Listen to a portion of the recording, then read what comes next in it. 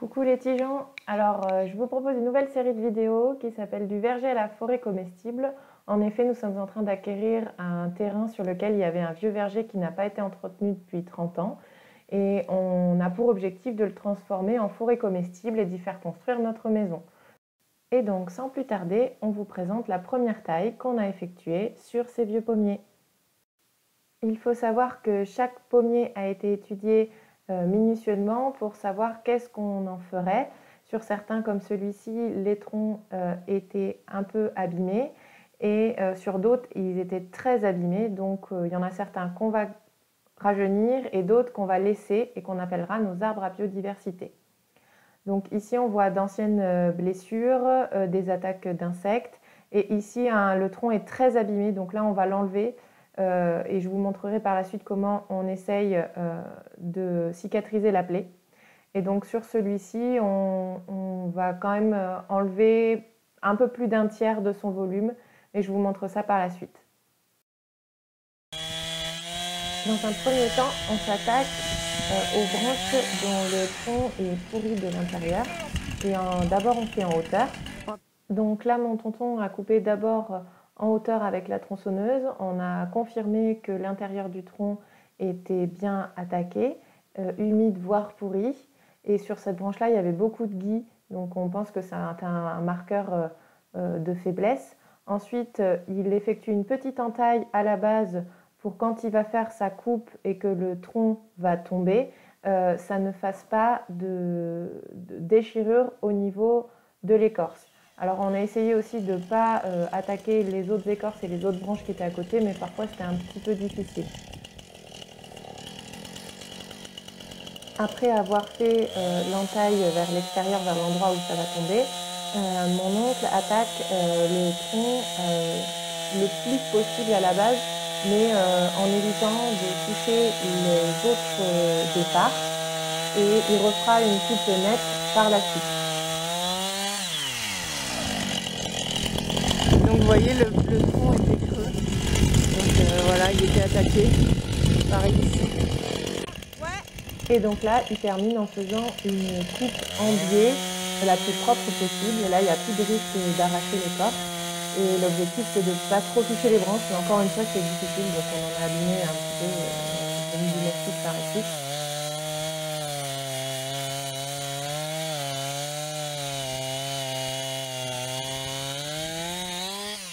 Bon, alors voilà le premier où on en est. On a coupé deux grosses branches. Comme vous voyez, c'est pourri à l'intérieur, donc il va falloir qu'on mette du mastic. Mais celui-là, il avait l'air encore rattrapable, donc ça fait quand même pas mal, hein. On espère qu'il repartira. Le gui, là, le chaton il est en train d'évacuer pour faire un tas et on l'évacuera en dehors. Et puis le reste des branches, on est en train de faire un tas tout au fond là-bas. Alors aujourd'hui, on a on a essayé de faire des tailles pour rajeunir les deux rangées de pommiers que vous voyez. Donc ici et ici, jusqu'à notre terrain, donc jusqu'à à peu près un peu après les tas de bois qu'on a fait. Par contre, il reste une rangée qu'on n'a pas faite. Celle-ci, comme vous voyez, donc il reste encore plein de gui, plein d'autres trucs, mais on voit bien la différence. Celui-ci, normalement, on l'a pas fait, il est plus petit, il a une meilleure tête. On ne sait pas si on le déplacera ou si on le gardera en petit autour de la maison. Donc, on a dû couper quand même pas mal de choses et encore pas mal de bois mort, mais pour l'instant, on va s'en tenir là parce qu'on a quand même coupé énormément. Pour vous donner une idée, là, on a dû remplir de papier journal et goudronné par-dessus, donc c'est du goudron de pin. Et bon, déjà ça a une forte odeur, surtout mettez des vêtements de protection. Moi j'avais une tenue de chantier, donc il n'y avait pas de souci. Mais vraiment, il faut se protéger parce que j'en ai eu dans les cheveux, j'en ai eu même sur mes pantalons, enfin voilà. Donc mettez des affaires que vous pouvez jeter après ou que vous mettez que pour ça. Et puis, donc pour savoir, là, le bâton, on l'enfonçait sur 25 cm, donc le tronc il est pourri jusqu'à 25 cm. Donc on a retiré l'eau hier, on a retiré tout le bois pourri qu'il y avait au fond, on l'a laissé sécher toute la nuit, et une fois que c'était sec, on a rempli de papier journal qui ont fini d'absorber l'humidité et on a mis du goudron par-dessus. Donc là, l'objectif c'est qu'il n'y ait pas de d'eau qui stagne là-dedans. Et on a fait un peu pareil là, donc là le trou était moins profond, donc le goudron là on voit qu'il stagne au fond. Je sais pas si plus tard je reviendrai en mettant du papier journal et remettre du goudron, l'objectif d'avoir une surface plane pour que l'eau reste pas là-dedans. Je sais pas, là pour le coup si vous avez des expériences là-dessus, n'hésitez pas à partager. Mais vous voyez, enfin, par exemple ces branches là elles sont pas bien, là elle est abîmée et autres, mais bon c'est pas grave. On va rester comme ça et ils sont bien vigoureux, donc ça va le faire. Donc ça c'est le second de la rangée numéro 1. Donc là on n'avait pas trop de soucis, c'était un peu abîmé à ce niveau là, mais ça allait encore quand je passais le goudron. Mais celui-ci on a abandonné l'idée d'avoir tout en propre parce que regardez de ce côté là. Là ça va trop profond, c'est une vieille blessure, le bourrelet il est tout autour, on n'ose pas le réattaquer pour faire quoi que ce soit, donc on va le laisser cicatriser. Mais comme vous voyez là il a été attaqué et on peut rien faire, enfin je vois pas trop ce qu'on peut faire, on n'a pas envie de couper parce que la branche est vachement vigoureuse. Et là surtout vous regardez, il y a un trou en plein milieu, donc sur celui-ci on a décidé de pas trop couper, de laisser vivre sa vie et de laisser ces trous qui permettent aux insectes de se protéger. Voilà, on n'a pas prévu non plus de trop couper. Par exemple celui-ci, on les a appelés nos arbres de biodiversité, c'est-à-dire tant pis s'ils donnent pas beaucoup de pommes, ça sera pour les oiseaux et les insectes. Voilà. Celui-là on l'a taillé vraiment sévèrement parce que c'est le troisième de la rangée, c'est parce qu'il avait vraiment énormément de bois mort et même jusqu'au tronc. Donc on y allait un peu plus franco et on en lui a laissé juste une branche. Et on va essayer de faire repartir ces branches là en les pliant comme ça avec des pots, histoire qu'on les mette à l'horizontale, des pots suspendus, donc on va voir.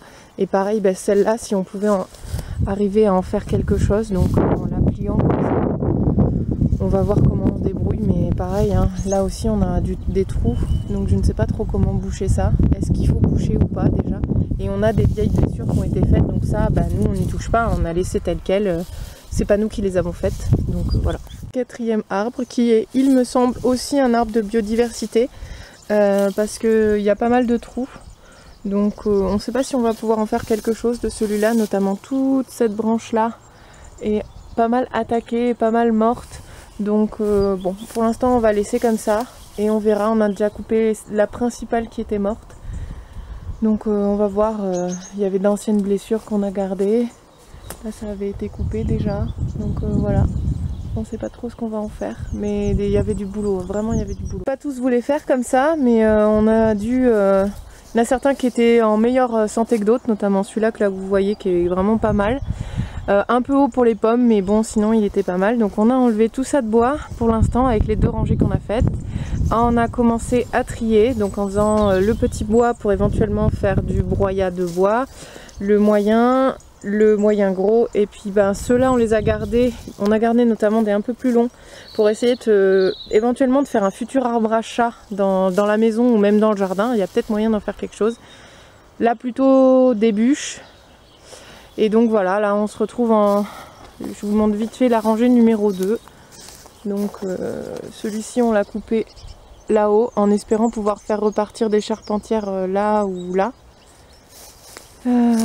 Celui-ci, donc on a fait 2 grosses coupes, mais il y a encore du travail. Vous voyez les branches là, elles s'entremêlent vraiment beaucoup, il y a beaucoup de bois mort, de bois blessé, donc il va falloir qu'on y aille à l'échelle, mais l'année prochaine, parce qu'on a vraiment fait beaucoup de taille aujourd'hui, donc on fera la petite taille on va dire sans doute l'année prochaine.